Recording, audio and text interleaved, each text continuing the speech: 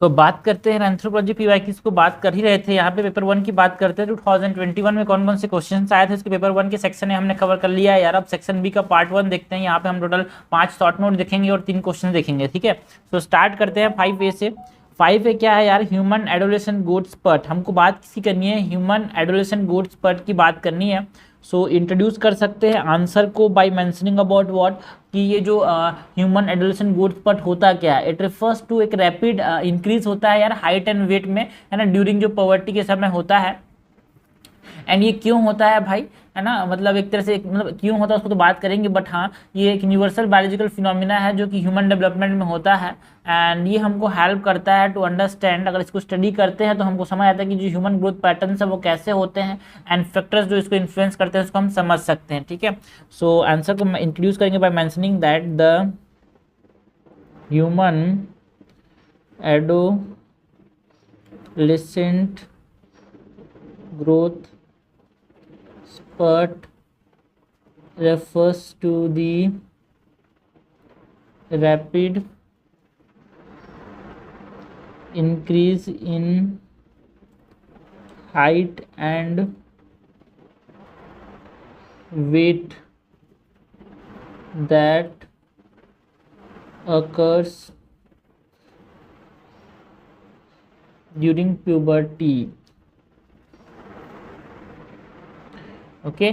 And ये जो timing या फिर duration of the growth spurt है डिफरेंट इंडिविजुअल्स के अंदर, it is influenced by what, it is influenced by different combination of genetic factor, environmental factor, nutritional factors, है ना। सो और स्टडीज ये बोलते हैं कि टिपिकली जो एक्सपीरियंस होता है ग्रोथ का, है ना, वो आप समझना गर्ल्स के अंदर पहले होता है बॉयज़ के कंपेरिजन में। मतलब जो गर्ल्स होते हैं उनमें growth spurt around 10 to 12 years देखने को मिलता है, एंड बॉयज़ में it is around 12 to 14 years, ठीक है। तो इसकी बात करके हम यहाँ पे इंट्रोड्यूस कर सकते हैं, मतलब बॉडी में आगे बढ़ सकते हैं। The timing and duration of the growth spurt vary among individuals and populations, and it is influenced by a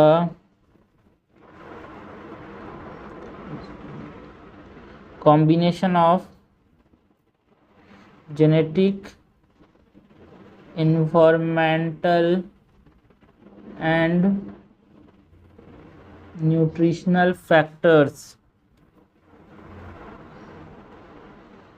genetic, environmental, nutritional factors, है ना। स्टडीज क्या बताती हैं यार, studies have shown that girls typically experience their growth spurt earlier than boys, with the onset of puberty occurring around 10 to 12 years in girls and 12 to 14 years in boys, ठीक है। And जो peak velocity है वो higher होता है boys के मामले में, है ना, क्योंकि उनके अंदर highest height and muscle growth होता है as compare to the girls.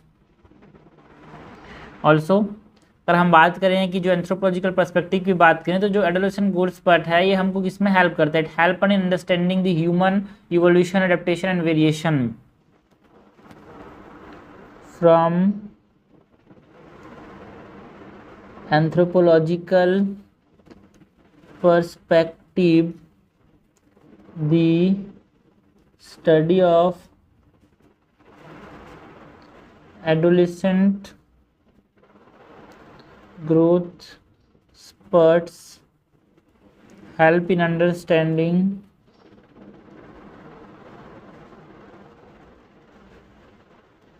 human evolution,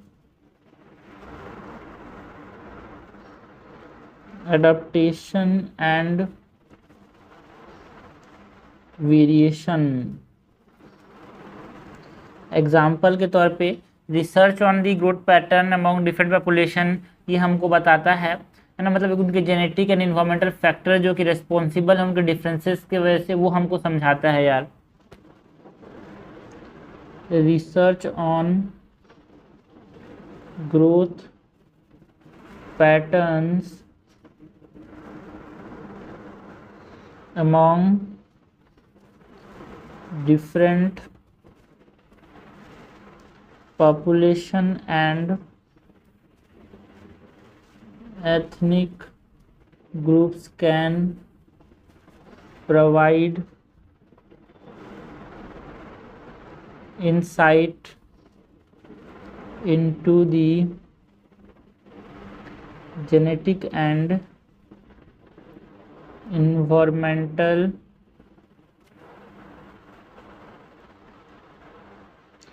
factors that might be responsible for the observed differences, है ना। और भी बहुत सारे एग्जाम्पल है, मतलब जब हम स्टडी करते हैं भाई ग्रोथ पैटर्न को अमॉन्ग द इंडिजिनस पॉपुलेशन, जैसे कि इंडिया की बात करें तो हमारे पास जो वेरिएशन है ना in timing and magnitude of the adolescent growth spurt, वो हमको देखने को मिलता है डिफरेंट ट्राइबल ग्रुप में डिफरेंट है। एंड क्योंकि ये इफेक्ट होती है, ये बहुत सारे फैक्टर्स के द्वारा ये चेंज होता है यार, अफेक्ट होता है, like the genetic differences, environmental conditions, dietary pattern. So in conclusion हम बोल सकते हैं कि जो एडोलेसेंट ग्रोथ स्पर्ट है is a complex and fascinating aspect of human development with significant implication for anthropological research. ठीक है, तो हम बोल सकते हैं कि जब हम इसको एग्जामिन करते हैं एडोलेसेंट ग्रोथ स्पर्ट को, है ना, तो जो पैटर्न है ना, फैक्टर्स हम जब एग्जामिन करते हैं, है ना, जो कि ग्रोथ स्पर्ट को इन्फ्लुएंस करते हैं, तो एंथ्रोपोलॉजिस्ट क्या कर सकते हैं, जो अंडरस्टैंडिंग है human evolution, adaptation and variation का, है ना, उसको समझ सकते हैं। सो यहाँ पे हम लिख सकते हैं बाय मेंशनिंग दैट, यहाँ पे कंक्लूड कर सकते हैं by mentioning that the human adolescent growth spurt is a complex and fascinating aspect of human development with significant implications for logical research. Because जब हम समझते हैं इसको, इसके पैटर्न्स को, तो हमको समझ आता है कि ह्यूमन इवोल्यूशन कैसा हुआ होगा, एडेप्टेशन कैसे हुए होंगे, है ना, और जो हेल्थ को कैसे अफेक्ट करता है ये ह्यूमन ग्रोथ स्पर्ट, है ना, और वेरिएशंस क्या क्या आ सकते हैं, वो सब हमको समझने में हेल्प होता है यार। सो इस प्रकार से हमने कंक्लूड, ज़्यादा बड़ा नहीं करना है, छोटा सा आंसर होगा इसका। ठीक है, फिर से क्वेश्चन देखते हैं। क्वेश्चन क्या है, ह्यूमन एडोलेसेंट ग्रोथ स्पर्ट की बात करनी है, तो हमने इंट्रोड्यूस किया बाय मेंशनिंग दैट ये जो ह्यूमन एडोलेसेंट ग्रोथ स्पर्ट है, it is refers to a period of rapid increase in the height and weight that occurs during the puberty. हमने बताया कि जो टाइमिंग है and duration of growth spurt है, it varies among individual and the variation population, है ना, because it is influence by बहुत सारे factors like genetic factor, environmental factor, nutritional factor, है ना। हमको ये देखने को मिला कि गर्ल्स के अंदर जो एडोलेसेंट ग्रोथ स्पर्ट है वो ज़्यादा जल्दी आता है एज कम्पेयर टू बॉयज़। ठीक है, तो गर्ल्स के अंदर अराउंड 10 to 12 ईयर आता है, बॉयज़ के अराउंड 12 to 14 ईयर आता है। एंड एंथ्रोपोलॉजी के रेफरेंस में बात करें तो जब हम ये जो एडोलेसेंट ग्रोथ स्पर्ट है, जब इसको हम समझते हैं तो हमको क्या समझने में हेल्प होता है, ह्यूमन इवोल्यूशन कैसे हुआ होगा, एडेप्टेशन कैसे हुआ होगा, वेरिएशंस कैसे हुए होंगे। एंड ऑल्सो जो हमारे पास ये जो ग्रोथ पैटर्न है, it is a different among different population and ethnic group यार, है ना, जो कि हमको बताता है कि देखो जो genetic and environmental factors different हैं उसकी वजह से ये भी डिफरेंस हुआ होगा। सो इन कंक्लूजन हमने बोला कि जो एडोलेशन ग्रोथ स्पर्ट है it is a complex and fascinating aspect जो कि सिग्निफिकेंट इम्प्लीकेशंस देता है भाई फॉर दी एंथ्रोपोलॉजिकल रिसर्च। इस प्रकार से हमने कंक्लूड किया। ठीक है, नेक्स्ट क्वेश्चन देखते हैं। नेक्स्ट क्वेश्चन क्या है भाई, the losses and gain of erect posture. हमको बात किसकी करनी है, losses and gain of erect posture की बात करनी है। ठीक है, किसकी बात करनी है, losses and gain of erect posture. So यहाँ पे इंट्रोड्यूस कर सकते हैं बाय मेंशनिंग दैट, है ना, जो ट्रांजिशन है हमारा फ्रॉम द क्वाड्रीपेडलिज्म टू द बाइपेडलिज्म या फिर जो इरेक्ट पोस्चर है एक सिग्निफिकेंट माइलस्टोन रहा है यार ह्यूमन इवोल्यूशन के अंदर, है ना। एंड दिस ये जो एडेप्टेशन है हमारे पास वो बहुत सारे गेन्स तो लाया है बट कुछ लॉसेस भी लाया है। इस प्रकार से इंट्रोड्यूस कर सकते हैं that transition from quadrupedalism to bipedalism or erect posture is a significant milestone in human evolution. And जो एडेप्टेशन है has led to what, it has led to numerous gain and losses in various aspect of human life. जैसे कि ठीक है, और इसमें हमारे पास अगर बात करें तो one of the most apparent gain of erect posture is the increase in the energy efficiency. जब आदमी क्वाड्रीपेडलिज्म से बाइपेडलिज्म हुआ तो हमारे पास क्या देखने को मिला, जो एनर्जी एफिशिएंसी था वो इंक्रीज हुआ यार, है ना। बाइपेडलिज्म ऑलोज व्हाट, जो बाइपेडलिज्म था it allows human to cover a longer distance ना using a less energy compare to the quadrupedalism. तो जो एनर्जी एफिशिएंसी थी वो एक तरह से क्या हुई, इंक्रीज हुई। One of the most apparent gain of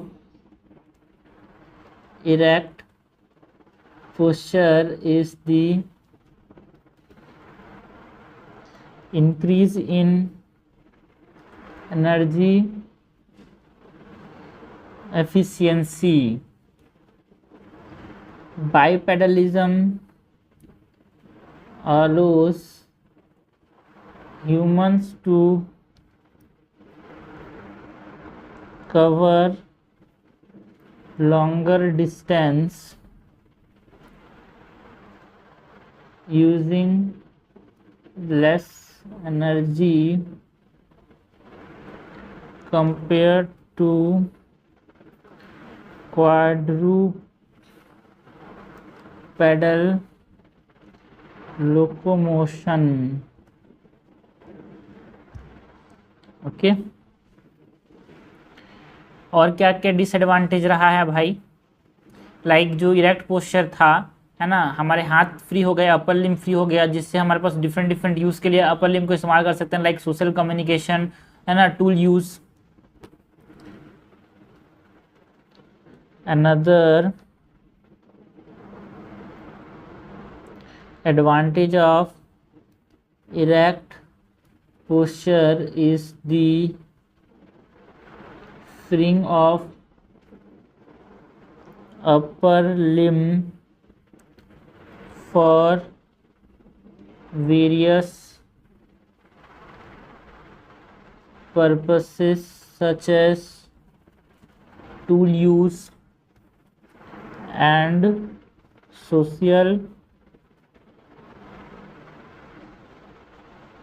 tool use and social communication, है ना, क्योंकि जब हम यूज़ करते हैं टूल को एक क्रूशियल फैक्टर रहा है ह्यूमन इवोल्यूशन का, because it allow us to access new food source, है ना, एक तरह से एक शेल्टर बनाने में हेल्प किया, एंड ऑल्सो हमारे आप को दूसरों जो डिफेंड करने में हेल्प किया किसी व्यक्ति से जो कि मारना चाह रहे हो, फिर कोई भी प्राणी या फिर जंतु से।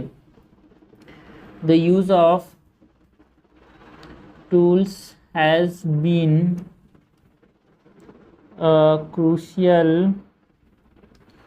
factor in human evolution allowing early human to access new food sources, create shelters, and defend themselves more effectively. But फ़ायदे ही नहीं हुए हैं भाई, कुछ लॉसेस भी हुए हैं। एंड हाँ, लॉसेस के अंदर हमारे पास जब इरेक्ट पोस्चर हम लिए तो हमारे पास रिडक्शन हुआ हमारा स्टेबिलिटी एंड बैलेंस का as compare to the quadrupedal locomotion. However there have been some losses associated with the adoption of an erect posture. One significant loss is the reduction in stability and balance compared to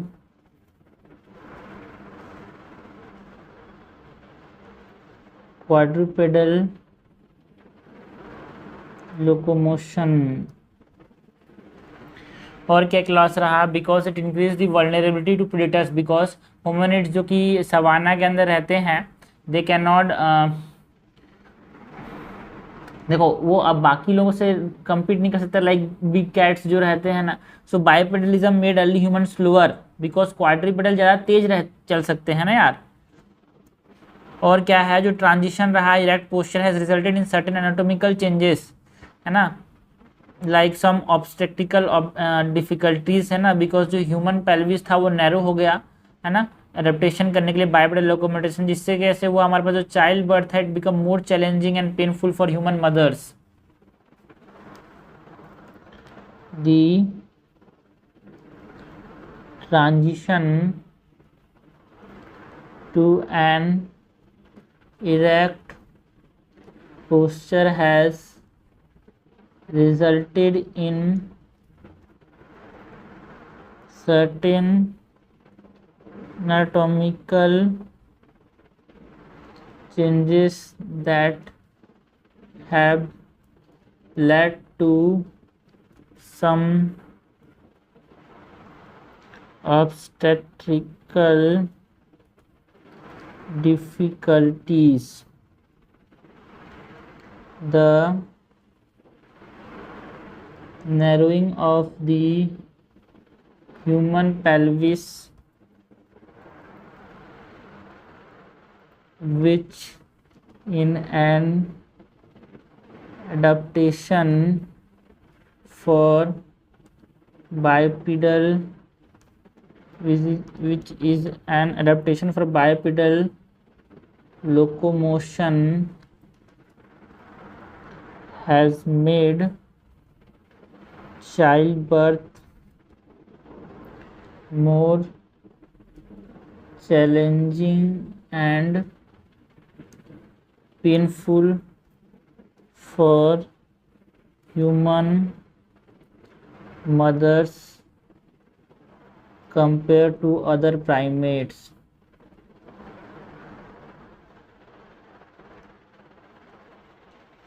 in conclusion हम बोल सकते हैं कि जो adaptation है of an erect posture has led to several gain and losses in human evolution, है ना। Advantages के अंदर हमारे पास क्या क्या आते हैं? Energy efficiency, tool use, social communication, है ना। और कुछ लॉसेस भी हुए हैं like reduce stability, vulnerability to predators, obstetrical difficulties, है ना। कि जो ये क्या बता रहा है हमको, ये डेमोन्स्ट्रेट कर रहा है ट्रेड ऑफ इन्वॉल्व था सिग्निफिकेंट इवोल्यूशनरी चेंजेस में।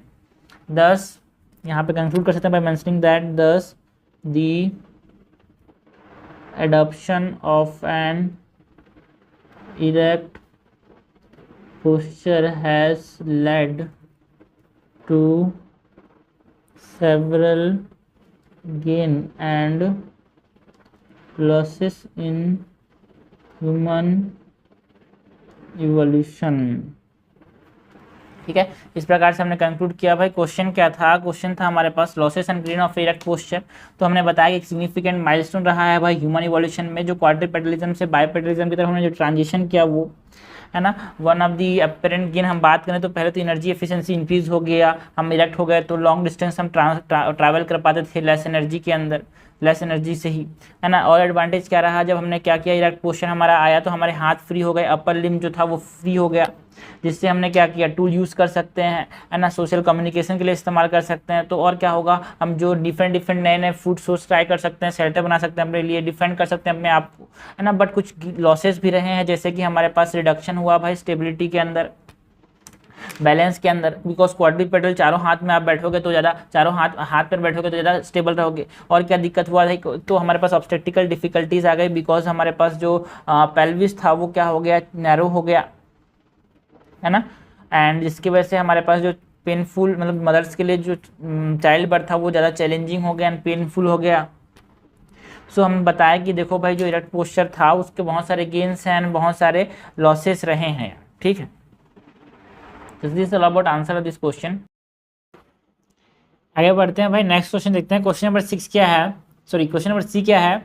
Is race a valid and biological meaningful concept? क्या रेस एक valid and biologically meaningful concept है? हमको रेस की बात करनी है, ठीक है। सो आंसर लिखते हैं भाई, क्वेश्चन क्या है? Is race a valid and biologically meaningful concept? So introduce करेंगे बाय मेंशनिंग दैट, और हम बात करें रेस ऐसा कॉन्सेप्ट की है ना, तो इस्तेमाल किया जाता है एंथ्रोपोलॉजी में, क्योंकि है ना किस लिए इस्तेमाल किया जाता है? To categorize human population based on जो फिजिकल कैरेक्टरिस्टिक है, like hair type, skin colour, facial features, है ना।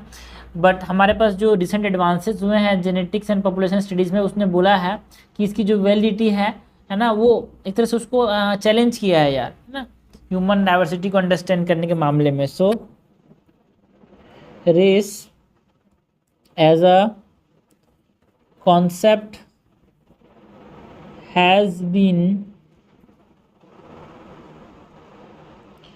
widely used in anthropology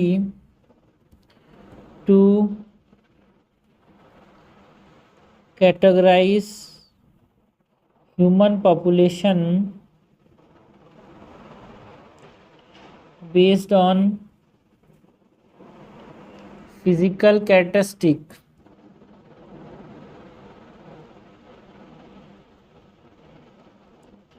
such as skin color, hair type and facial features।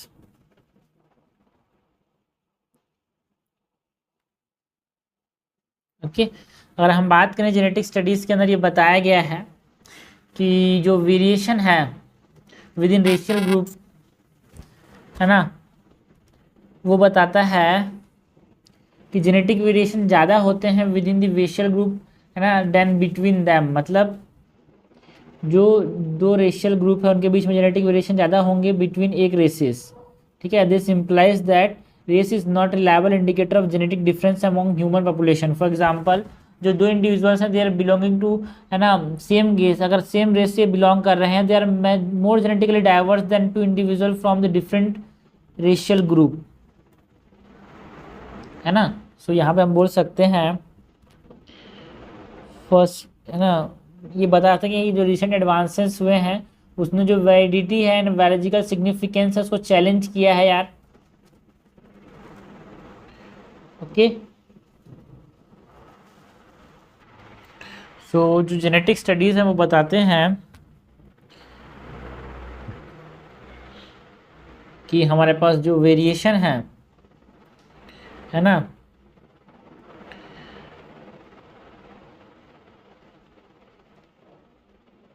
have shown that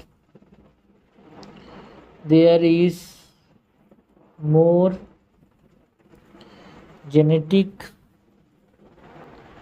variation within racial group then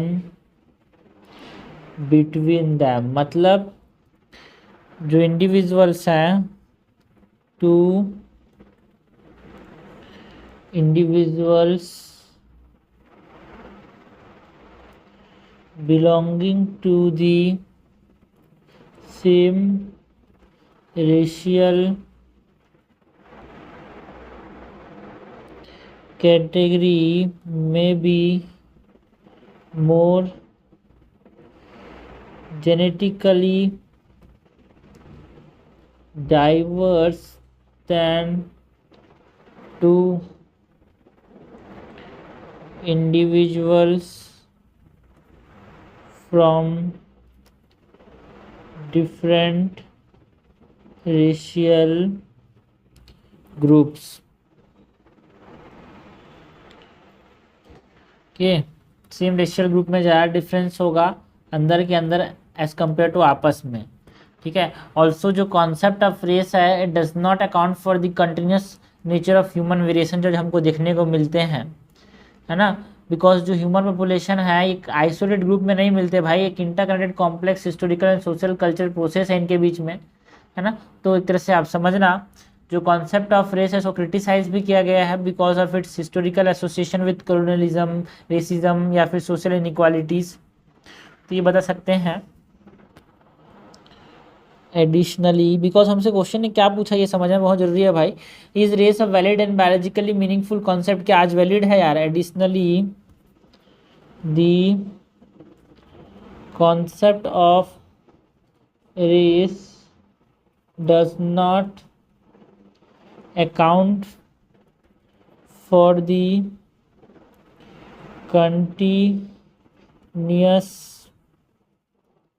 nature of human variation, है ना। The boundaries between racial categories are often arbitrary and do not reflect एक continuous spectrum of human variation जो है उसको ये reflect नहीं करता, because जो human population है they are not isolated groups यार, है ना। They are interconnected through complex historical, social and cultural processes. Human population are not distinct isolated group but rather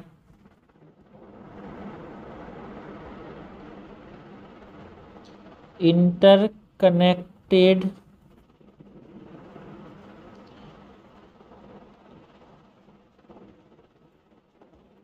है ना through complex historical, social and cultural process. Further जो ये concept है race का इसको क्रिटिसाइज किया गया है क्योंकि ये हिस्टोरिकल एसोसिएशन रखता है। फॉर एग्जांपल ये कॉलोनियलिज्म की वजह से रेस आया, रेसिज्म को एक तरह से क्या करता है बढ़ावा देता है एंड सोशल इनइक्वालिटीज लाता है।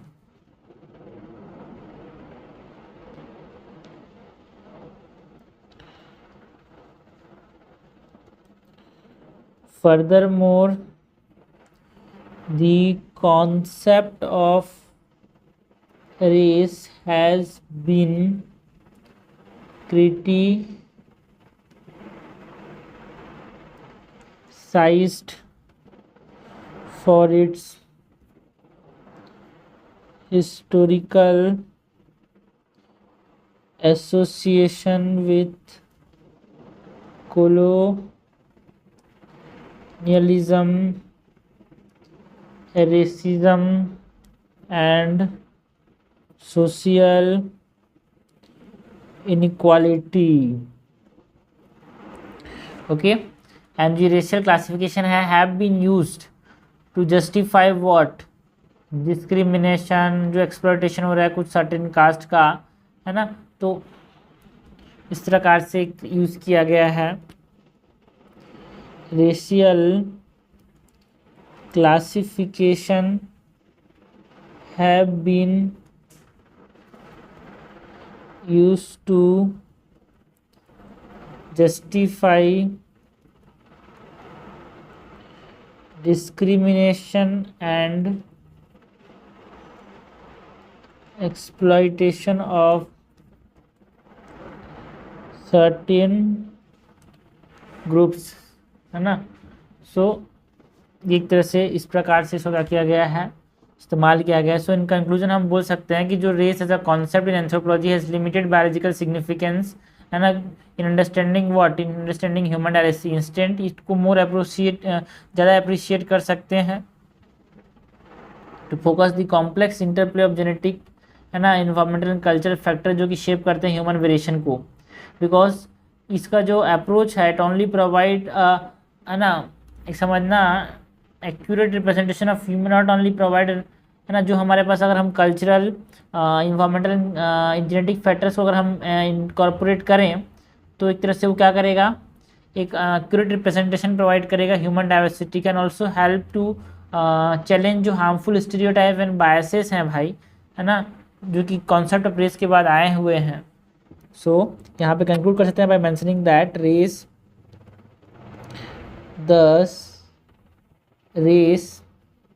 as a concept in anthropology has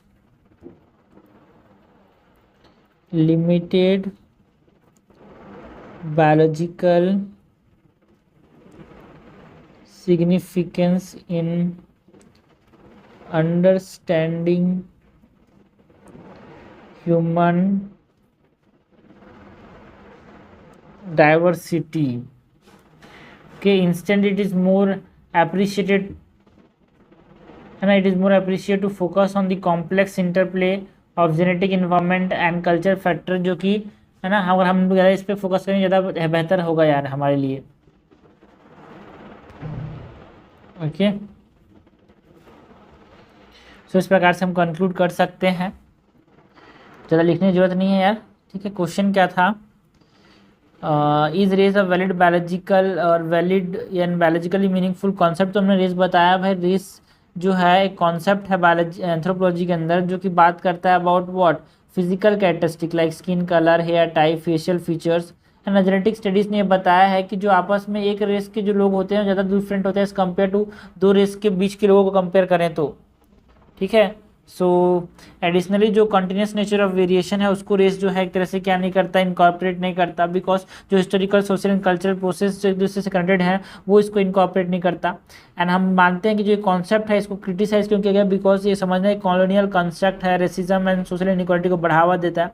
also जो रेशियल क्लासिफिकेशन है उसे डिस्क्रिमिनेशन, एक्सप्लॉयटेशन होता है। तो हमने बताया कि देखो भाई, इसका बायोलॉजिकल सिग्निफिकेंस उतना ज़्यादा नहीं है, it has limited biological significance instant, and it is more appreciated to focus on the complex interplay of genetic, environmental and cultural factors जो कि शेप करते हैं ह्यूमन कल्चर को, ह्यूमन वेरिएशन को। instead it is more appropriate to focus on the complex interplay of genetic, environmental and cultural factor that shape human variation। Okay, next question की बात करते हैं। नेक्स्ट क्वेश्चन क्या है यार, डिसेंट ग्रुप। हमको बात किसी करनी है, डिसेंट ग्रुप की बात करनी है, इसके ऊपर एक शॉर्ट नोट लिखना है। तो डिसेंट ग्रुप के बारे में स्टार्ट करेंगे by mentioning that descent group होते क्या हैं। सो descent group are kinship group, है ना, जो जिनमें जो मेंबरशिप होती है is based on the line of descent from the common ancestor. And ये बहुत इंपॉर्टेंट रोल प्ले करता है यार, है ना। And also provide an insight into the social organisation, है ना, inheritance rights and cultural practice जो डिफरेंट डिफरेंट सोसाइटीज़ की होती हैं उसमें। सो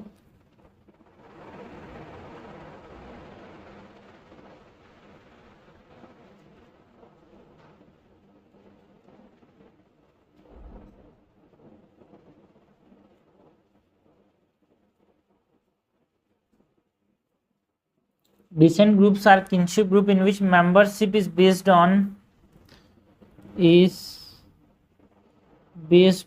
a line of descent from a common ancestor. Okay, and it provides insight into the social organization, inheritance rights, and the cultural practice across various societies.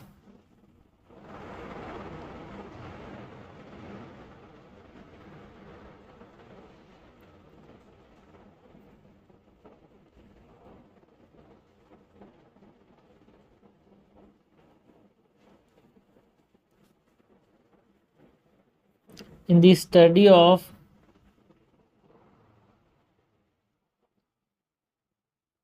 छोड़ो इसको, ये तो introduction में हमने ये लिख दिया ना। आगे बढ़ते हैं, बताते हैं कि जो main type of descent groups होते हैं यार, है ना, यूनिलिनियल एंड कॉग्निटिव। ठीक है, मतलब देखते से हमको पता होना चाहिए कि इनसाइट प्रोवाइड करता है to social organisation, inheritance right and cultural practice. Also यहाँ पे इसका सिग्निफिकेंस है यार बहुत ज़्यादा, किनशिप किसी भी ह्यूमन सोसाइटी को या फिर कल्चरल प्रैक्टिस को अंडरस्टैंड करने के लिए डिसेंट ग्रुप का। And there are two main type of descent group यार, एक हमारे पास क्या होता है यूनिलिनियर, एक को होता है कॉग्निटिव। ठीक है, okay, so there are two main types of descent groups, unilineal and cognitive. जो यूनिलिनियल डिसेंट ग्रुप है उसको फर्दर हम डिवाइड करते हैं into the patrilineal and matrilineal group, है ना। एंड जो पैट्रिलिनियल डिसेंट ग्रुप है ना, इसमें क्या होता है हमारे पास जो मेल लाइन है वहाँ पे इनहेरिटेंस राइट्स होते हैं, है ना। एंड पैट्रिलिनियल के एग्जांपल की बात करें तो इसको एक फ्लो चार्ट समझाते हैं यार, यहाँ पे एग्जांपल से ही समझ आ जाएगा हमारे पास। जो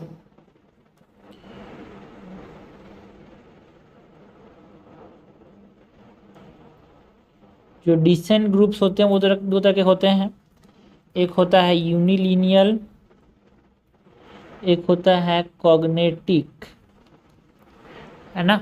एंड हमारे पास यूनिलिनियल जो दो तरह का होता है, हमारे पास होता है पैट्रिलिनियल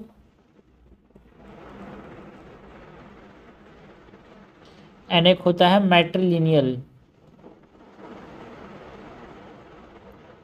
ठीक है, फॉर एग्जांपल अगर हम बात करें तो जो कॉग्निटिव डिसेंट ग्रुप है, चलो पहले तो हम बात करते हैं एग्जांपल्स की। तो in patrilineal descent group, in patrilineal descent group, descent is traced through the male line and inheritance right and social identity जो होता है वो फादर lineage डिसाइड करता है।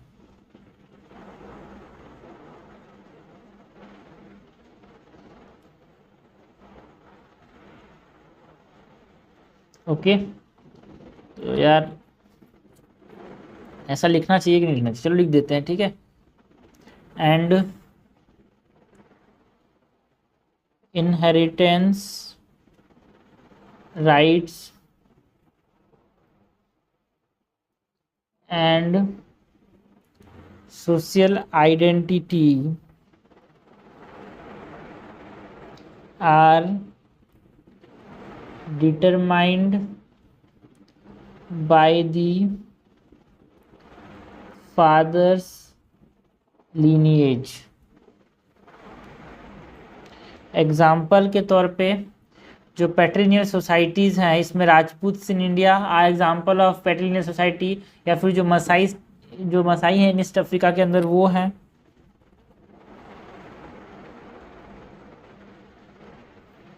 अगर हम बात करें मैट्रिलिनियल डिसेंट की, जो मैट्रिलिनियल डिसेंट ग्रुप होते हैं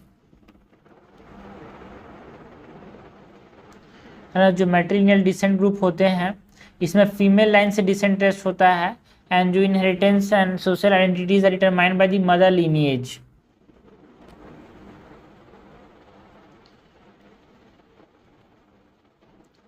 ट्रेस्ड थ्रू फीमेल लाइन।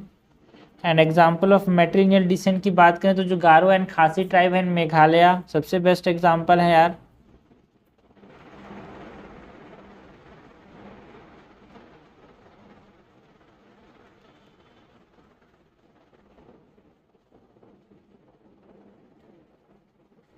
अगर हम कॉग्निटिव डिसेंट की बात करें तो इसमें क्या होता है, descent is traced through both male and female lineage, है ना।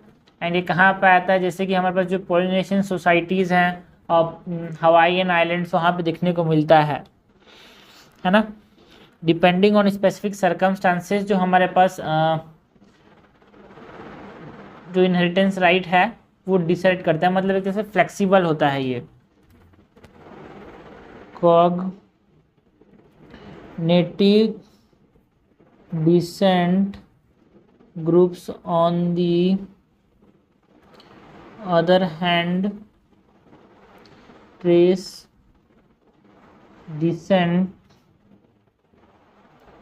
through both the male and female lines. This type of descent example के तौर पे कहाँ पे देखने को मिलता है यार, The Polynesian societies like Samoans की बात कर सकते हैं यहाँ पे। ओके, नाउ जो डिसेंट ग्रुप्स है ना इनका फंक्शन डिफरेंट होता है, because they act as a source of identity cohesion, है ना। As the member of descent है ना एक common belief values and practice share करते हैं, इसीलिए ना इनका बहुत सारा इंपॉर्टेंट फंक्शन है यार। Descent groups serve various function in societies,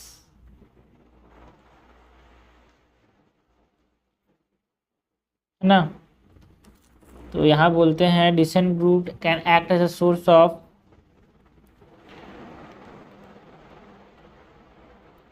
decent group act as a source of identity and social cohesion as members of a decent group often share common values, belief and practices। Okay, है ना।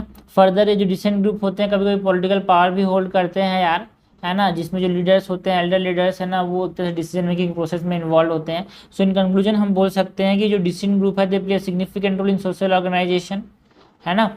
So अगर हम different types of descent group को हम understand करते हैं तो एक कॉम्प्रिहेंसिव अंडरस्टैंडिंग कर सकते हैं human societies and culture practice का। दस कंक्लूड करेंगे बाय मेंशनिंग दैट, है ना, दस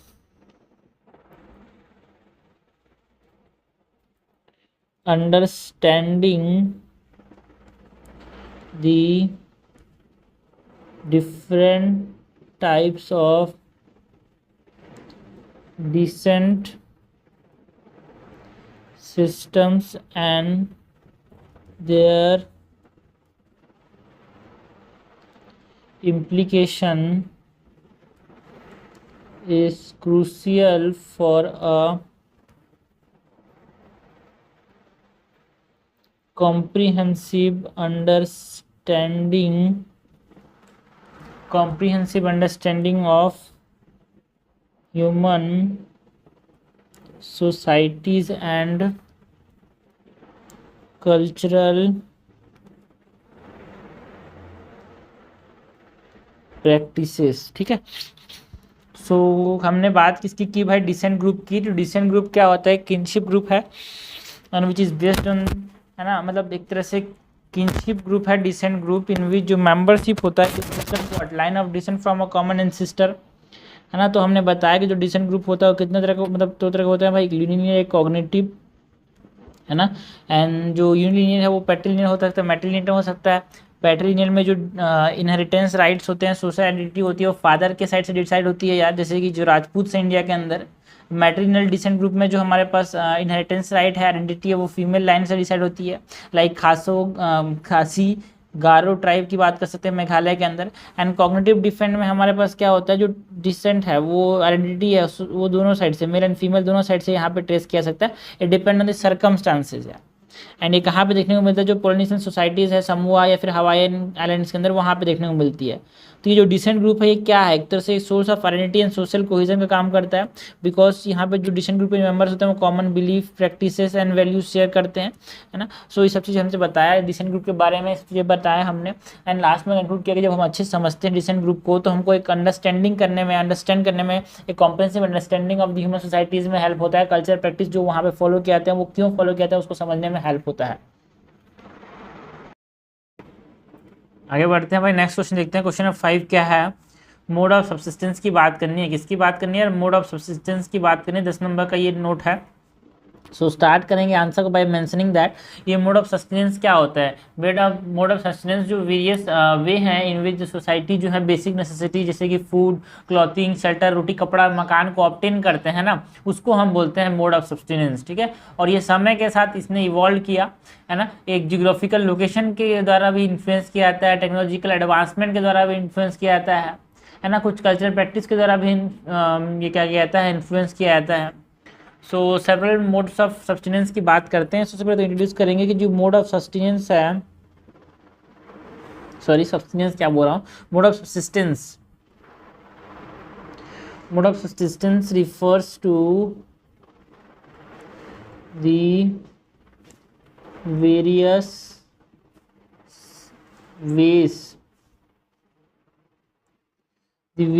ways in which societies obtain the basic necessities of life such as food, clothing and shelter, है ना। इसमें बहुत सारे सब्सिस्टेंस के वे हैं भाई, जिसमें हमारे पास हंटिंग गैदरिंग आ गया, पास्टरलिज्म आ गया, हॉर्टिकल्चर, एग्रीकल्चर, इंडस्ट्रियलिज्म, उसको थोड़े से एलाबोरेट करेंगे। सो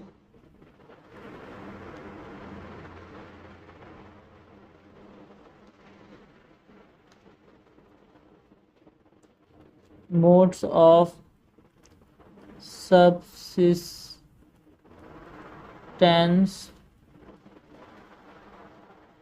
include,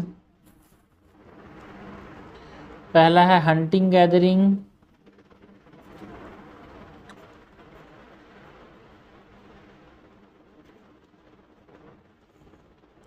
है ना। हंटिंग गैदरिंग का समझना, it is the oldest most of मतलब ओल्डेस्ट मोड ऑफ सस्टेनेंस है यार, जहाँ पे, है ना, जो पीपल्स हैं वो वाइल्ड, है ना, प्लांट्स या फिर एनिमल्स को यहाँ पे हंटर मतलब हंट करते हैं, एनिमल्स को गैदर करते हैं वाइल्ड प्लांट्स इसके लिए, फूड के लिए, है ना।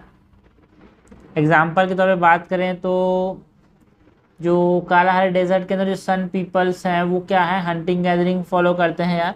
एंड जनरली ये लो पॉपुलेशन डेंसिटीज़ में होते हैं और एक नोमैडिक, एक जगह में नहीं रुकते, एक जगह से दूसरी जगह चलते जाते हैं, है ना। सो एग्जाम्पल देते जाएंगे।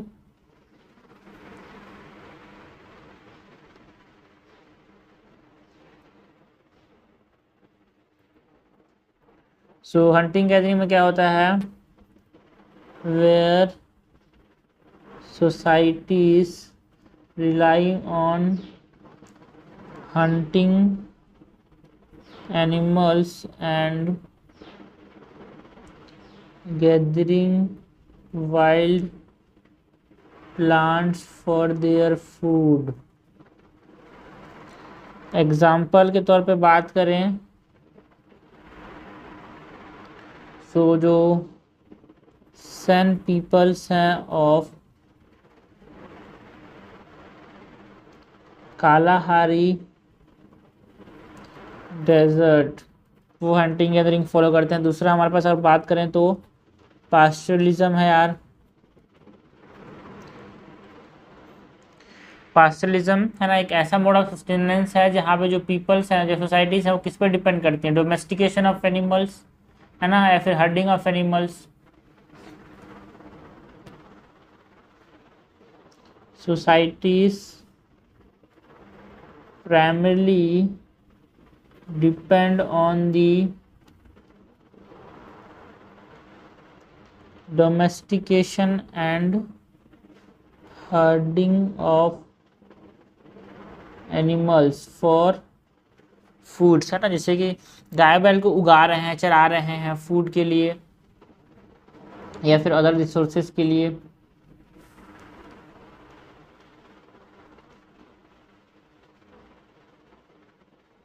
लाइक चारे के लिए।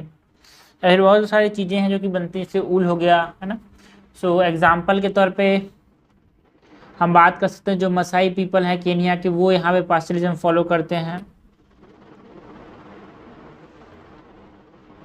बहुत अच्छे एग्जाम्पल हैं यार मसाई पीपल्स के, याद रखना कि बहुत सारी चीज़ें में एग्जाम्पल्स के तौर पे काम आते हैं। फिर Maasai people of eastern Africa भी बोल सकते हैं इनको, ठीक है। पास्चरलिज्म के बाद हमारे पास हॉर्टिकल्चर होता है यार, जहाँ पे आप समझना सिंपल टूल से है ना चीज़ें उगाई जाती हैं, है ना। हॉर्टिकल्चर के अंदर आप समझना फल फूल को उगाया जाता है ना, मतलब एक तरह से छोटे छोटे फल फ्रूट्स। हॉर्टिकल्चर मतलब हमारे पास हम जो क्रॉप्स हैं उसको भी यहाँ पे ग्रो करते हैं।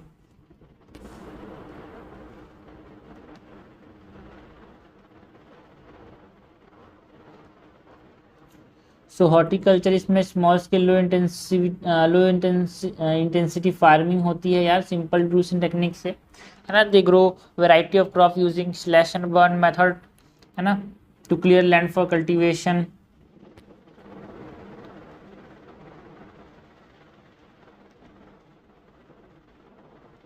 Societies grow variety of crops often using slash and burn method to clear land for cultivation। Example के तौर पे हम यहाँ पे यानोमामी पीपल्स की बात कर सकते हैं, अमेजोन रेन फॉरेस्ट में जो रहते हैं।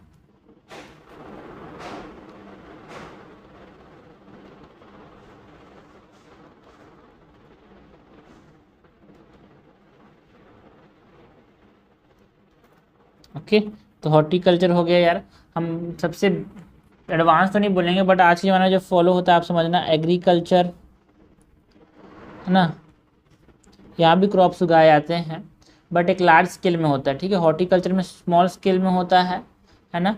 एंड एडवांस टूल के थ्रू होता है हमारे पास एग्रीकल्चर, बट जो हॉर्टिकल्चर है वो प्रिमिटिव टूल से होता है, ठीक है। तो इसको यहाँ पे लिख सकते हैं दैट, ये तो ठीक है। हॉर्टिकल्चर में societies relies on what, societies rely on small scale low intensity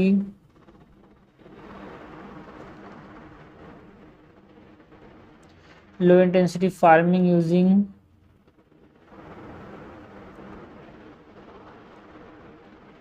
simple tools and techniques. But agriculture के अंदर हमारे पास क्या होता है, societies practice what, large scale low intensity है, बट यहाँ पे इंटेंसिव फार्मिंग होता है।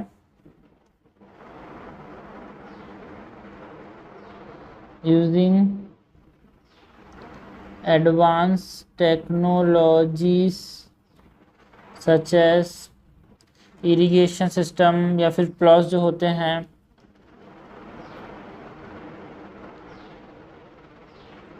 एग्जाम्पल के तौर पे तो आज बहुत सारे हमारे पास एग्रीकल्चर सोसाइटीज़ हैं यार, मॉडर्न फार्मिंग कम्युनिटीज़ जो हो गए, या फिर जो मायंस की बात कर सकते हैं इजिप्ट के अंदर, है ना, इजिप्शियंस की बात कर सकते हैं, वो आर एशियंट सिविलाइजेशन जो कि ये फॉलो करते थे, बट आज की वजह जो मॉडर्न सोसाइटीज़ हैं वो तो इसको फॉलो करते ही हैं।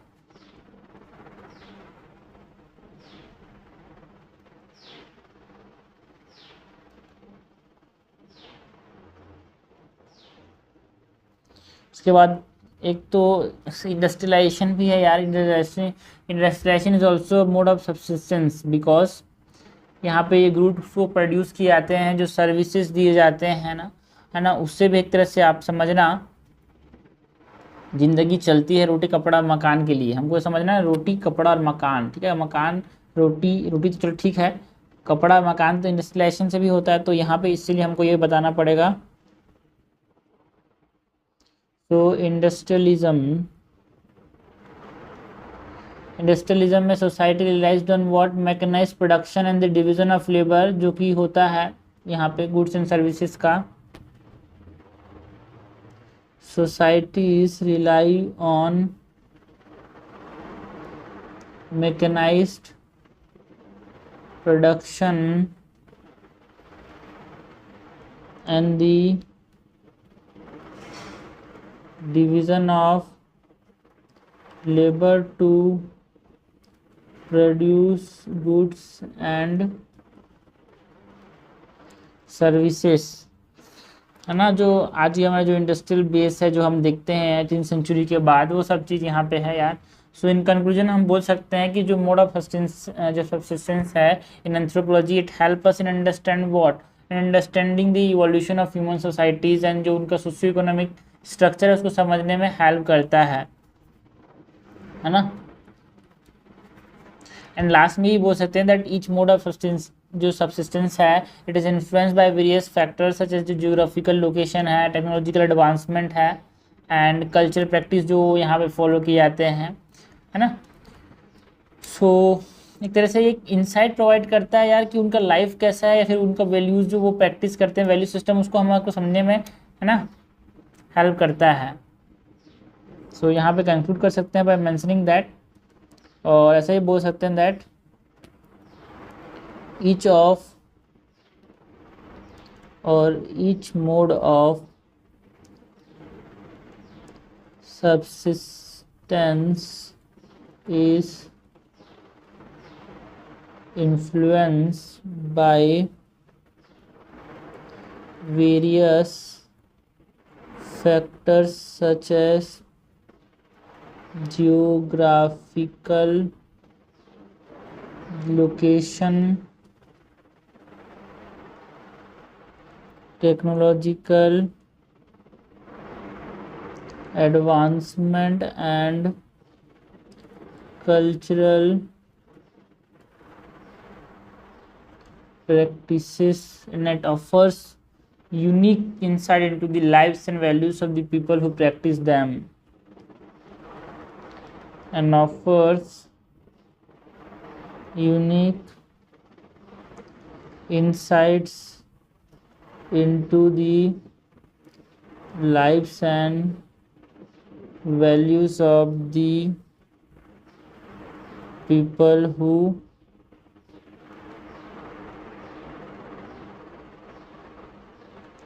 practice them।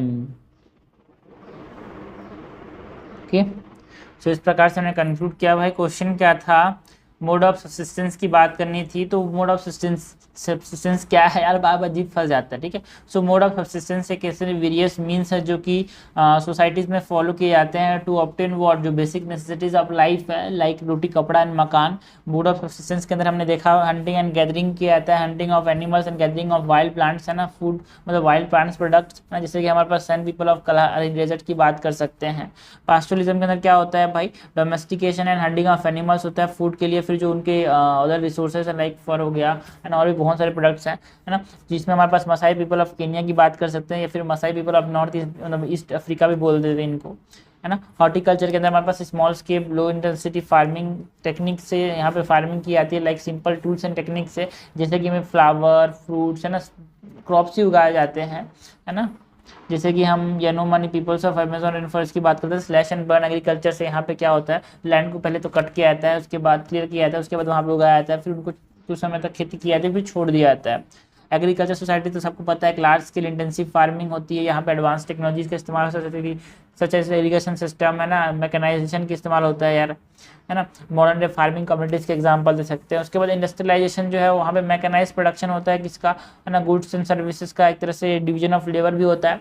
सो हमने बताया कि देखो ये सब चीज़ जो सब्सिस्टेंस के जो बेस फैक्टर्स जो है मोड ऑफ सब्सिस्टेंस को अफेक्ट करते हैं, जो जोग्राफिकल लोकेशन हो गया, टेक्नोलॉजिकल एडवांसमेंट हो गया, कल्चर प्रैक्टिस हो गया, ये सब चीज़ें, ठीक है। सो इन कंक्लूजन हम बोल सकते हैं कि study of mode of subsistence anthropology help us to understand the evolution of human societies and the socio-cultural structure. So thus the study of mode of subsistence in anthropology help us to understand the evolution of human societies and their socio-economic structures.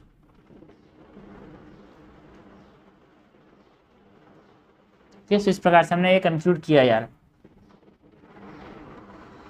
Next चलते हैं भाई, question number 6 ये देखते हैं, what is acclimatization, discuss adaptive response to high altitude and cold climate. High altitude and cold climate से adaptive response की बात करनी है, एक्लिमेटाइजेशन क्या होता है ये भी बताना है, ठीक है। सो क्वेश्चन क्या है, what is acclimatization and discuss adaptive response to high altitude and cold climate. तो आंसर को हम इंट्रोड्यूस कर सकते हैं बाय मेंशनिंग दैट एक्लिमेटाइजेशन कुछ नहीं है भाई, इट इज़ अ प्रोसेस, है ना, एक तरह से फिजियोलॉजिकल एंड बिहेवियरल एडजस्टमेंट है। ये फिजियोलॉजिकल एंड बिहेवियरल एडजस्टमेंट है जो कि एक ऑर्गेनिज्म करता है जब इन्वायरमेंट में कोई चेंज आता है, सच एज जो हाई एल्टीट्यूड में अगर चला गया, कोल्ड क्लाइमेट में वो चला गया, नहीं क्यों करता है भाई, इट इज़ द रिस्पॉन्स, है ना, ऑर्गेनिज्म को हेल्प करने के लिए कि वो सर्वाइव कर पाए एंड इफेक्टिवली फंक्शन कर पाए कि नए इन्वायरमेंट में। सो व्हाट इज एक्लिमेटाइजेशन यार,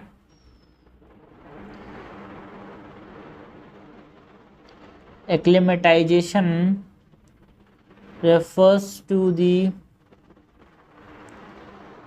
physiological and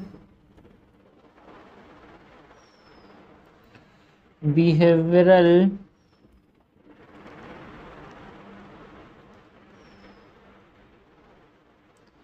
adjustment made by an organism in response to environmental changes such as high altitude or cold climate।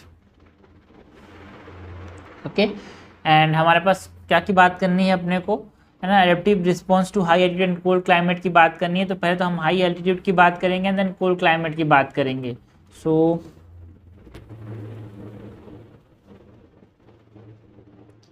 Adaptive response to high altitude, adaptive response to high altitude में हमारे पास क्या होता है भाई, पहली बात तो यहाँ पे हाई एल्टीट्यूड में दिक्कत क्या आता है, एयर प्रेशर डिक्रीज हो जाता है ना, ऑक्सीजन लेवल कम हो जाता है जिसकी वजह से हमारे पास रेस्पिरेशन इंक्रीज किया जाता है ना। So increase respiration increase respiration में, है ना, जो बॉडी है increase the breathing rate to take in more oxygen from the thin air, okay, help maintaining adequate oxygen supply to the body tissue.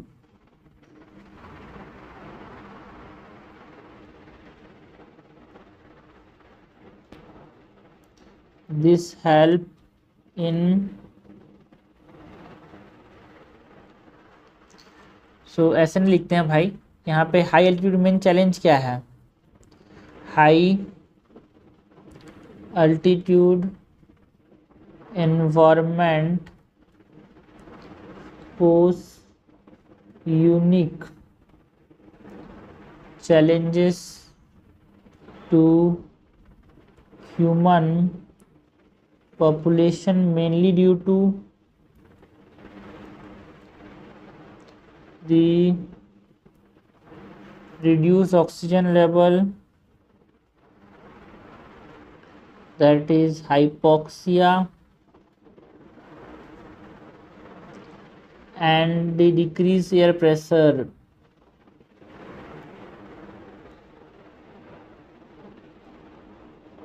सो इसके लिए क्या क्या एडेप्टेशंस होते हैं यार,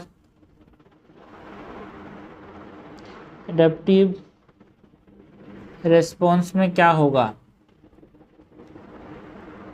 ना, हमारे पास इंक्रीज रेस्पिरेशन जिससे ब्लड सप्लाई मेंटेन रह पाए, oxygen supply, adequate oxygen supply, enhance haemoglobin concentration जिससे जो ऑक्सीजन कैरिंग कैपेसिटी वो बढ़ जाएगी यार, और क्या करेगी बॉडी, है ना, ब्लड फ्लो को इंक्रीज कर देगा, एंड ब्लड फ्लो से जो वाइटल ऑर्गन्स है उसमें ऑक्सीजन जाएगा, लाइक हार्ट एंड ब्रेन, है ना, क्योंकि ये बहुत जल्दी ख़राब हो जाते हैं अगर कमी हुई ब्लड की तो, है ना, प्रोडक्शन ऑफ आरबीसी बढ़ा देगा बॉडी,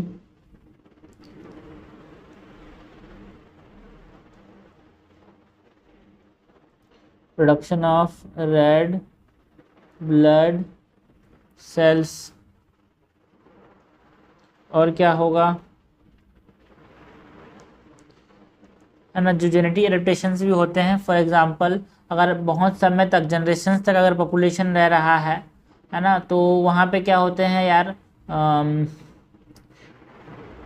उनके अंदर ना ऐसे जेनेटिक एडेप्टेशन ही आ जाते हैं, ओके, जिससे उनको लो हीमोग्लोबिन लेवल पे भी एडुकेट ऑक्सीजन सप्लाई रह पाए। फॉर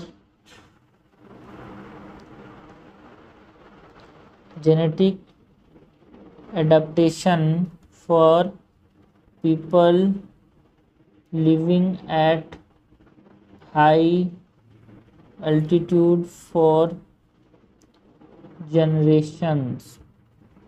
तो ये हमने बात की about adaptive response to cold high altitude. ना अगर हम बात करें adaptive response to cold climate, so यहाँ पे क्या दिक्कत आता है यार, मेन रिस्क क्या होता है यहाँ पे, मेन चैलेंज क्या है कोल्ड क्लाइमेट का, है ना, यहाँ पे एक होता है हाइपोथर्मिया, एक होता है फ्रॉस्ट बाइट, तो उसको हमारे पास ना हो इसलिए हमारी बॉडी क्या करती है, एनहांस करती है मेटाबॉलिज्म को, फैट को बढ़ा देती है, वासो कंस्ट्रिक्शन करती है, सिवरिंग करती है ना, कुछ बिहेवियरल एडेप्टेशंस भी हैं। So cold climate pose several challenges to human population, including the risk of hypothermia and frostbite, and adaptive response include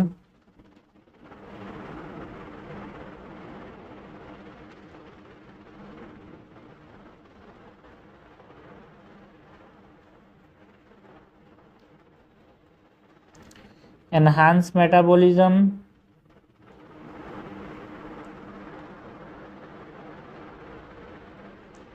okay, जिससे क्या होगा, ज़्यादा हीट जनरेट होगा और बॉडी टेम्परेचर मेंटेन रहेगा।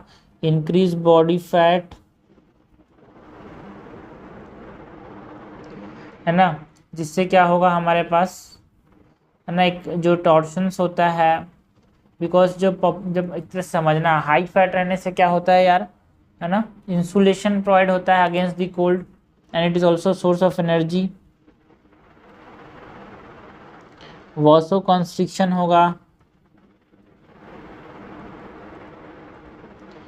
वासो कंस्ट्रिक्शन के अंदर हमारे पास क्या बोल सकते हैं कि जो बॉडी है ना, जब वो ब्लड वेसल को कंस्ट्रिक्ट कर देती है, जिससे जो सरफेस है ना उसके अंदर हीट सप्लाई का, ब्लड सप्लाई कम हो जाता है, जिससे हीट लॉस कम हो जाता है यार। तो एक तरह से बॉडी टेम्परेचर मेंटेन रहता है ना। और क्या होगा, शिवरिंग होगा, एंड शिवरिंग से क्या होगा, हीट जनरेट होता है यार, बिकॉज मसल एक्टिविटी जब होती है तो क्या होता है, हीट जनरेट होता है। और क्या कर सकते हैं यार, कुछ बिहेवियरल एडेप्टेशंस भी होते हैं, लाइक हम क्या करते हैं, जैसे कि ह्यूमन पॉपुलेशन जो कोल्ड क्लाइमेट में रहता है वो क्या करते हैं, बहुत सारी स्ट्रेटजीज अपनाते हैं, लाइक वेयरिंग वार्म क्लॉथ्स, है ना, एक इंसुलेटेड शेल्टर बनाने की बात करते हैं, या फिर फायर का इस्तेमाल करते हैं फॉर गर्मी देने के लिए अपने आप को।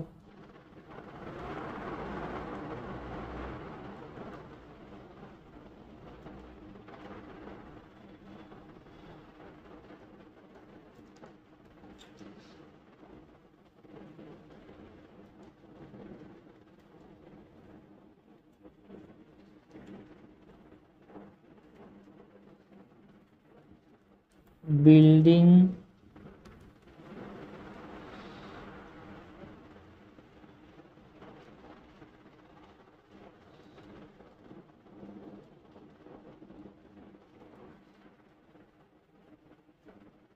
ठीक है।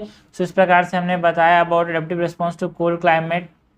सो क्वेश्चन क्या था भाई, what is acclimatization and discuss adaptive response to high altitude and cold climate. So यहाँ पे एक्लेमेटाइजेशन क्या है भाई, acclimatization refers to the process to, है ना, इसमें क्या होता है, फिजियोलॉजिकल एंड बिहेवियरल एडजस्टमेंट होते हैं किसी भी ऑर्गेनिज्म का to the environmental changes, like high altitude में अगर आदमी गया फिर कोल्ड क्लाइमेट में गया। सबसे पहले तो हमने हाई एल्टीट्यूड में कौन कौन से रिस्पॉन्स देखने को मिलते हैं वो बात की, लेकिन सबसे पहले तो होते क्यों है, बिकॉज चैलेंजेस क्या है, हाई एल्टीट्यूड के अंदर एक रिड्यूस ऑक्सीजन लेवल होता है, एयर प्रेशर कम हो जाता है, एंड एडेप्टिव रिस्पॉन्स के अंदर हमारे पास डिक्रीज रेस्पिरेशन, मतलब अपने आप को क्या करेंगे हम लोग, ऑक्सीजन नहीं है वहाँ पे तो रेस्पिरेशन को बढ़ा देंगे, एनहांस करेंगे हीमोग्लोबिन कंसंट्रेशन को, जिससे ज़्यादा बाइंडिंग हो, ज़्यादा ऑक्सीजन पहुँच पाए वाइटल ऑर्गन्स तक, इंक्रीज ब्लड फ्लो जिससे वाइटल ऑर्गन्स तक ज़्यादा ऑक्सीजन पहुँच पाए, पॉपुलेशन जब प्रोडक्शन है सॉरी रेड ब्लड सेल का बढ़ा देंगे, जिससे ज़्यादा से ज़्यादा ऑक्सीजन पहुँचाएंगे बॉडी के पार्ट्स में। कुछ जेनेटिक एडेप्शन भी होते हैं यार, जो पॉपुलेशन रहते हैं जनरेशन तक उनमें ऐसी एबिलिटी आ जाती है कि वो लो हीमोग्लोबिन कंसंट्रेशन में भी अच्छा खासा उनके अंदर बाइंडिंग की जो कैपेसिटी वो बढ़ जाती है ना। तो हमने देखा कोल्ड मतलब हाई एल्टीट्यूड में एडेप्टेशन। नाउ अगर हम बात करें adaptive response to cold climate, तो वहाँ पे मेन चैलेंजेस क्या आता है, हाइपोथर्मिया एंड फ्रॉस्ट बाइट का। तो उससे बचने के लिए हमारी बॉडी क्या करती है, मेटाबॉलिज्म को बढ़ाती है, जिससे हीट ज़्यादा जनरेट होता है यार, है ना, एंड बॉडी टेम्परेचर मेंटेन रहता है।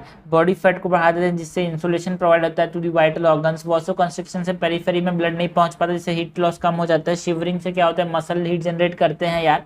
कुछ बिहेवियर एडेप्टेशन भी होते हैं, अगर आप जाओगे कोल्ड क्लाइमेट में तो आप वार्म क्लॉथ पहनते हैं यार, शेल्टर जो इंसुलेटेड होते हैं, इग्लूज होते हैं, या फिर ऐसे शेल्टर जिनमें हीट अंदर में रहे उस तरह का शेल्टर बनाते हैं। फायर का इस्तेमाल कर सकते हैं फॉर वार्म। तो इस प्रकार के क्वेश्चन को बिना कंक्लूजन के लिख सकते हैं, बिकॉज एक तरह से स्ट्रेट फॉरवर्ड आंसर होता है इनका। This is all about the question regarding acclimatization and the adaptive response to high altitude and cold climate. आगे बढ़ते हैं भाई, नेक्स्ट क्वेश्चन देखते हैं। क्वेश्चन नंबर बी क्या है, how are the cases of disputed maternity solved, discuss recent techniques. हमको recent techniques की बात करनी है, एंड जो डिस्प्यूटेड मैटरनिटी होते हैं इसके केसेस को कैसे सुलझाया जाता है उसकी बात करनी है भाई, ठीक है। सो आंसर लिखेंगे ऑफ द क्वेश्चन। क्वेश्चन क्या है, how are the cases of disputed paternity solve, discuss the recent techniques. तो यहाँ पे हम बात कर सकते हैं दैट जो डिस्प्यूटेड पैटर्निटी के केसेस होते हैं they are solve by using various scientific techniques, है ना, एंड मेथड्स होते हैं जो कि बेस्ड होते हैं on what, biological relationship between father and child.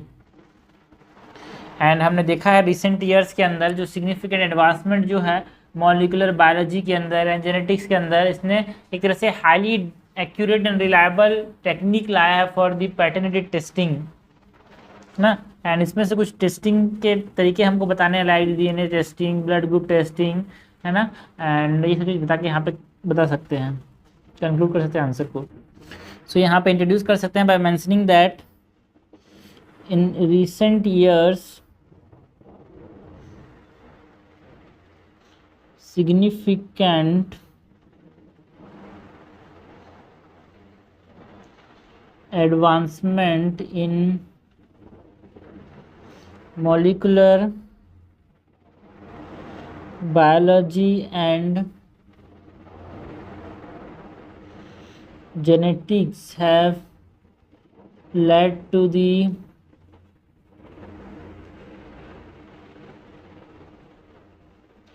development of highly accurate and reliable techniques for paternity testing.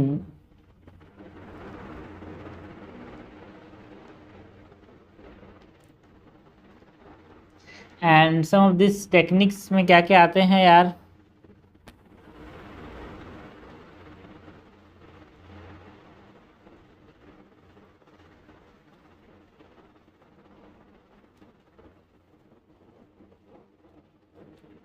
Some of this technique include DNA testing, है ना। एंड ये DNA टेस्टिंग है एक accurate and widely use technique है यार। यहाँ पे क्या होता है, it involve the comparing of DNA profiles, है ना, जो एलेज फादर एंड चाइल्ड है। बिकॉज अगर यहाँ पे जो फादर है ना, उससे आधा जो पेयर है वो कौन लेता है? चाइल्ड लेता है ना, इसीलिए।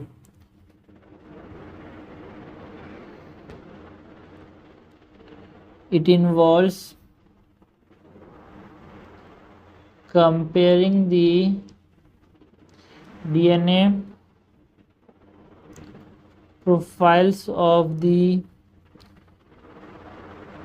alleged father and the child. Since the child inherit half of the DNA from the parent, है ना, सो DNA अगर लाइक है तो फादर उसी का हो सकता है, बायोलॉजिकल फादर हो सकता है। फॉर एग्जांपल यहाँ पे हम किसका एग्जाम जो DNA टेस्टिंग है उसमें हमारे पास जो शॉर्ट रैंडम रिपीट्स है ना, उसका एनालिसिस किया जाता है। बिकॉज जो टाइप ऑफ एक तरह से STR जो है एक तरह से टाइप ऑफ DNA टेस्टिंग ही है। वहाँ पे specific regions of the DNA को एग्जामिन किया जाता है बिकॉज DNA सीक्वेंस रिपीटेड होते हैं इन वेरिंग नंबर्स, ठीक है। अगर हम कंपेयर करेंगे कितना ज़्यादा रिपीट हुआ है, बिकॉज सिमिलैरिटी देखने को मिल सकती है यार, है ना। जो अगर सिमिलर नंबर ऑफ रिपीट्स देखने को मिलते हैं तो हमारे पास ये क्या हो सकता है, फादर होता है, प्रोबेबिलिटी, है ना। सो यहाँ पे एग्जांपल दे सकते हैं that short random repeat analysis is a type of DNA test that examines specific regions of the DNA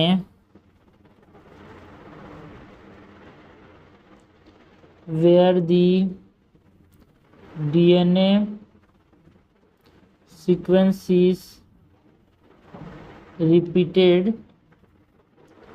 a varying number of times, and by comparing the number of repeats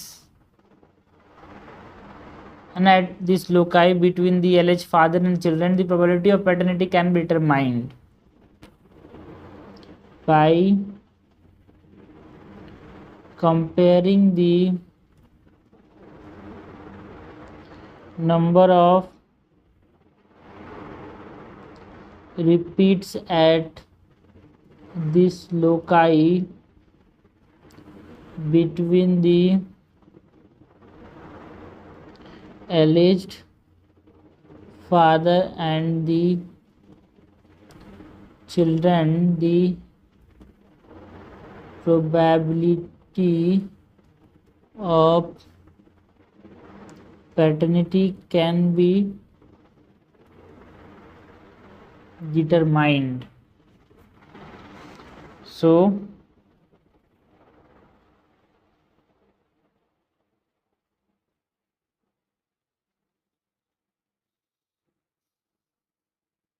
paternity इस प्रकार से कर सकते हैं। Blood group testing से भी हम क्या कर सकते हैं भाई,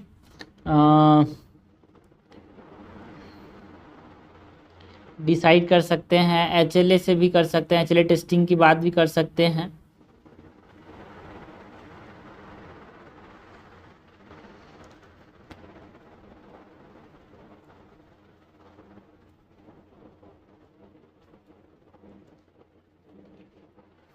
ब्लड ग्रुपिंग में क्या होता है यार, ब्लड ग्रुपिंग जो है ना एक तरह से ये डीएनए टेस्टिंग से पहले इस्तेमाल किया जाता था। And this method involve what, comparing the blood group of LH father, the child and the mother. यहाँ पे क्या होता है समझते हैं। This method involves comparing the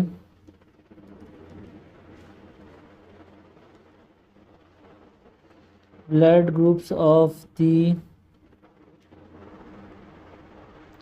alleged father, the child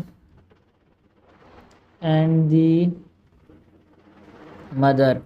ठीक है, यहाँ पे एग्जांपल के तौर पे अगर मदर का ब्लड ग्रुप ए है then child has blood group B, then alleged father must have a blood group that can attribute to B gene, है ना। मतलब या फिर उनका ब्लड ग्रुप बी होना चाहिए या फिर ए बी होना चाहिए, है ना। अगर एलेज फादर का ब्लड ग्रुप डिफरेंट हो गया, दैट इज अगर ओ हो गया, इट कुड हाईली कि वो बायोलॉजिकल फादर नहीं है। ठीक है, अगर मदर का ब्लड ग्रुप ओ है, ठीक है, तो ओ मतलब क्या होता है, ओ ऐसे होता है दोनों जगह से, है ना। तो और चाइल्ड का अगर ब्लड ग्रुप हमारे पास बी है तो बी क्या हो सकता है, बी हो सकता है, फिर बी ओ हो सकता है, तब जाके बी होगा। सो है ना, इस केस में हमारे पास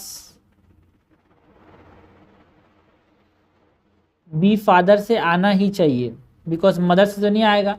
तो ये फादर से कब आएगा, जब फादर का ब्लड ग्रुप बी हो या फिर ए बी हो, है ना। सो अगर फादर का ब्लड ग्रुप ओ है तो it can not be the father. ठीक है, ये होना चाहिए।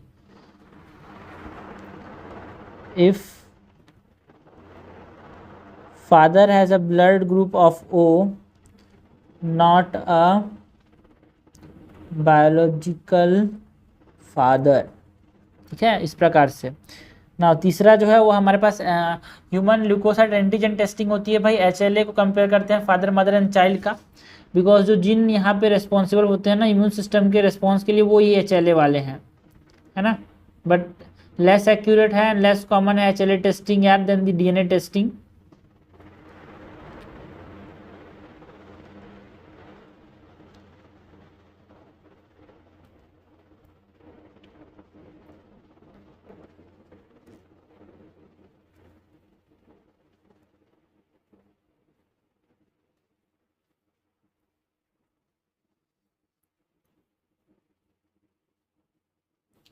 was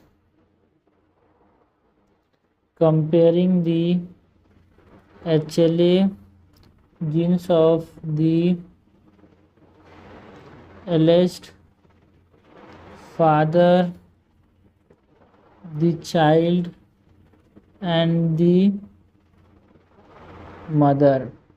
इन कंक्लूजन हम बोल सकते हैं कि as this technique continue to develop and become more accessible, they will play a crucial role in resolving the paternity dispute, है ना। एक तरह से social, legal and emotional closure provide करेगा टू द इंडिविजुअल्स इन्वॉल्व यार।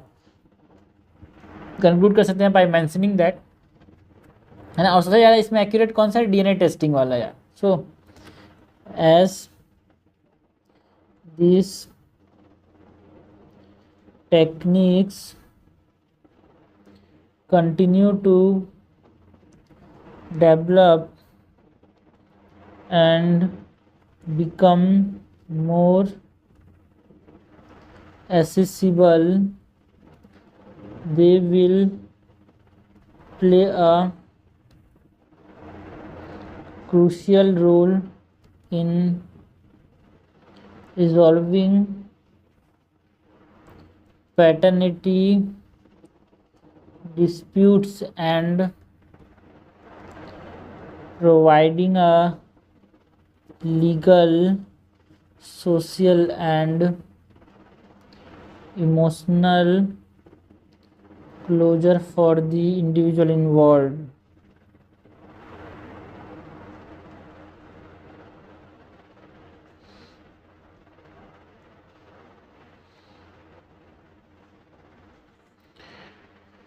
सो question क्या था भाई, how are the cases of disputed paternity solved, discuss the recent techniques. तो हमने बताया कि जो रिसेंट एडवांसमेंट हुए हैं मॉलिक्यूलर जेनेटिक्स एंड जेनेटिक्स के अंदर, मॉलिक्यूलर बायोलॉजी एंड जेनेटिक्स के अंदर, उसने बहुत सारे एक्यूरेट एंड रिलायबल टेक्निक्स बताए हैं फॉर पैटर्निटी टेस्टिंग। और इसमें से कुछ इंक्लूड क्या कहते हैं testing techniques like DNA testing, जहाँ पे हम शॉर्ट रैंडम रिपीट्स को यहाँ पे कंपेयर कर सकते हैं, जो कि अगर बायोलॉजिकल पेरेंट्स है तो उनमें जो रिपीट्स हैं वो एक तरह से सिमिलर होंगे, है ना।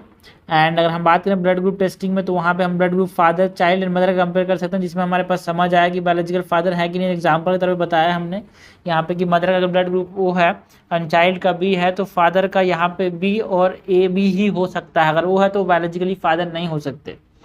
ह्यूमन ल्यूकोसाइट एंटीजन की बात कर सकते हैं कि यहाँ भी इसके जो जीन्स है उसको भी यहाँ पे हम कंपेयर करके हम बता सकते हैं कि जो फादर है वो, मदर में तो कोई दिक्कत नहीं है, जिसके पेट से जन्मा वही मदर है, बट फादर कौन है वो हम कैसे पता करेंगे, है ना। इसके लिए हम पास पैटर्निटी टेस्टिंग होती है, कहीं मैटर्निटी टेस्टिंग नहीं होती, पैटर्निटी टेस्टिंग ही होती है।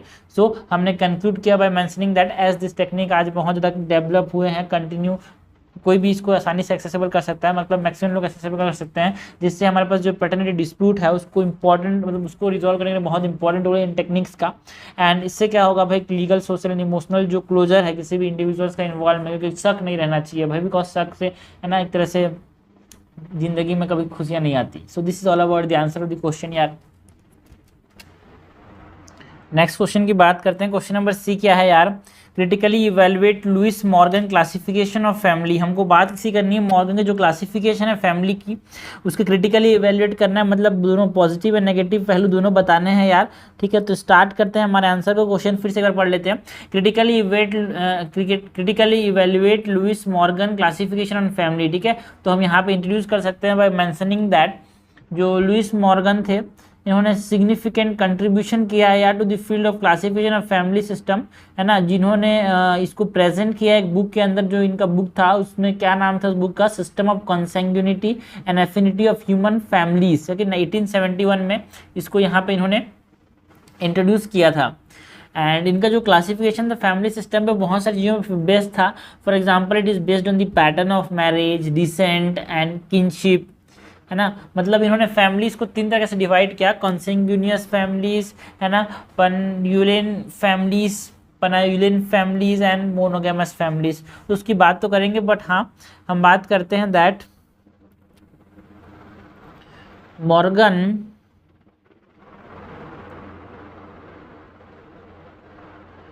है ना, अब क्लासिफिकेशन दिया था, है ना, उन्होंने Morgan give the classification of family system in his book System of Consanguinity and Affinity of the Human Family, जो कि 1981 में आया था, उल्टा बोल दिया बे, 1871 में आया था। And which is based on, which was based on the pattern of marriage, descent and kinship. तो इन्होंने जो फैमिलीज है उसको तीन प्रकार से डिवाइड किया है यार, एक था consanguine family, punaluan family, monogamous family.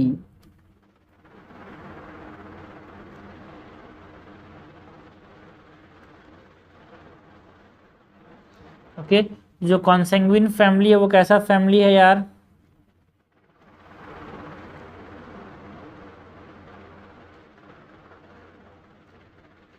ये कैसे फैमिली होते हैं? अकॉर्डिंग टू मॉर्गन, जो कॉन्सैंग्विन फैमिली होते हैं दे आर दी ऐसे प्रिमिटिव फैमिलीज हैं जो पहले मिलते थे, है ना। तो एक तरह से प्रिमिटिव फॉर्म ऑफ फैमिलीज थे यार, है ना। यहाँ पे कोई डिस्टिंक्शन नहीं होता between brother sister and all members are considered siblings, ठीक है। मतलब इनमें क्या होता है, ग्रुप मैरिजेस होते हैं, है ना। जहाँ पे जितने भी मेल्स होते हैं of one generation were considered as husband of the all female of the same generation within the group. So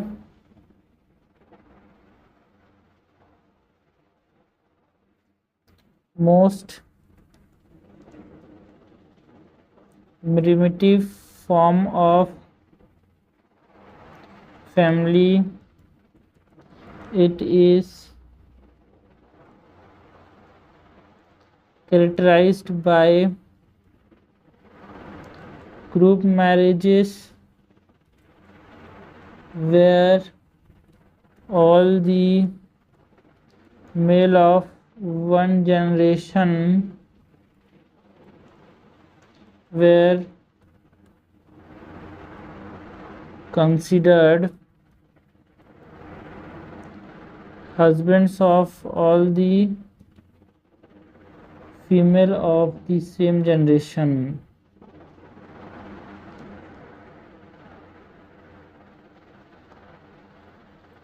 Within the group, ठीक है। ये होगा कॉन्सैंग्विन फैमिलीज, ठीक है। अगर हम बात करें अबाउट दूसरा जो है दैट इज पुनालुवन फैमिली। पुनालुवन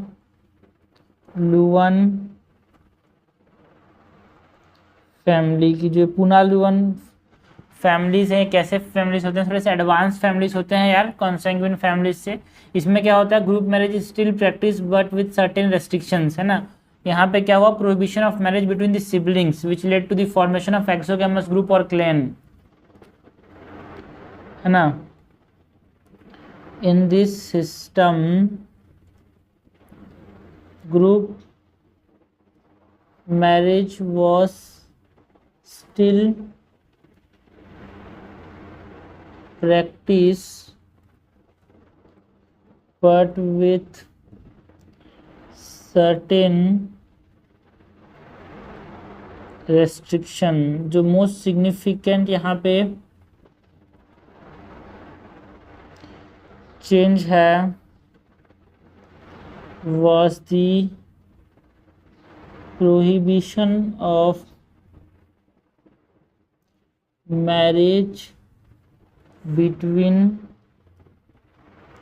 सिबलिंग्स, जिससे क्या हुआ, which led to the formation of exogamous groups. ठीक है, एग्जाम्पल के तौर पे, है ना। ये हमारे पास जो हवाईयन के कुछ फैमिलीज हैं, पॉलिनेशियन सोसाइटीज हो गए, फैमिली अमॉन्ग दी हवाईयंस। मोनोगैमस फैमिलीज की बात करें तो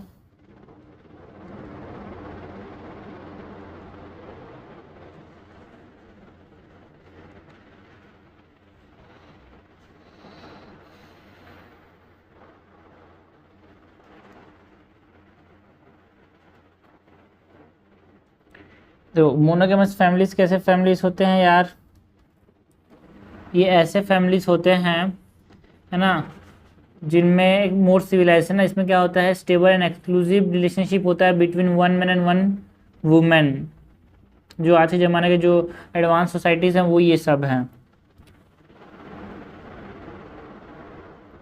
it was characterized by a stable and exclusive relationship between one man and one woman। ठीक है,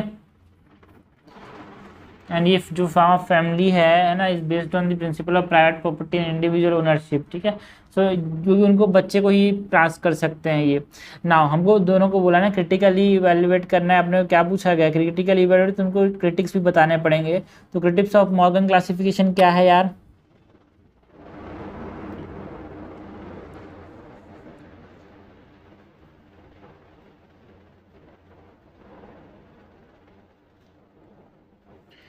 पहले तो इवोल्यूशनरी जो अजम्पशंस हैं यहाँ पे है ना, वो एक तरह से इसके क्रिटिक्स के रिगार्डिंग, बिकॉज इन्होंने जो सिंपल समझ लिया फैमिली सिस्टम को, वो एक ऐसा सिंपल नहीं है भाई, एक सिंगल इवोल्यूशनरी लाइन में नहीं आता फैमिली सिस्टम, एक डाइवर्स एंड कॉम्प्लेक्स सिंपल है ना, इन्होंने ज़्यादा सिंप्लीफाई कर लिया इसको।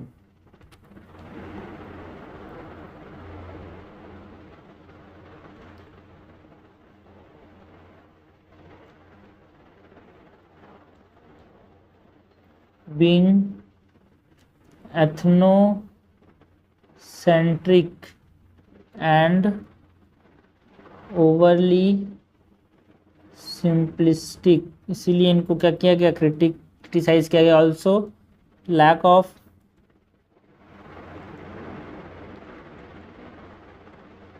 एम्पेरिकल एविडेंस है ना, over emphasis on kinship and marriage, over emphasis on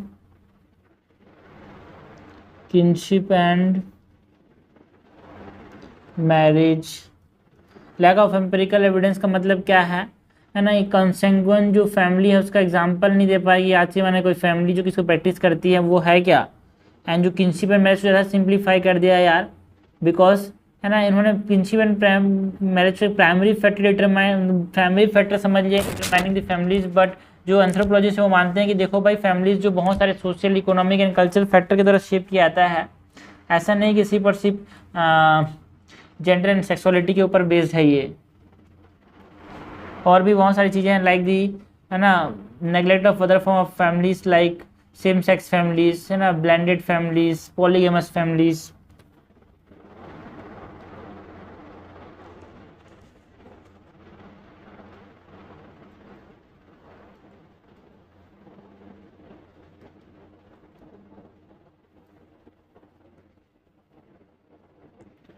so in conclusion हम बोल सकते हैं कि जो इनका जो क्लासिफिकेशन था एक ग्राउंड ब्रेकिंग कंट्रीब्यूशन तो था, but despite this limitation Morgan work laid the foundation for the comparative study of families and the kinship system. So conclude कर सकते हैं यार, डिस्पाइट दिस लिमिटेशन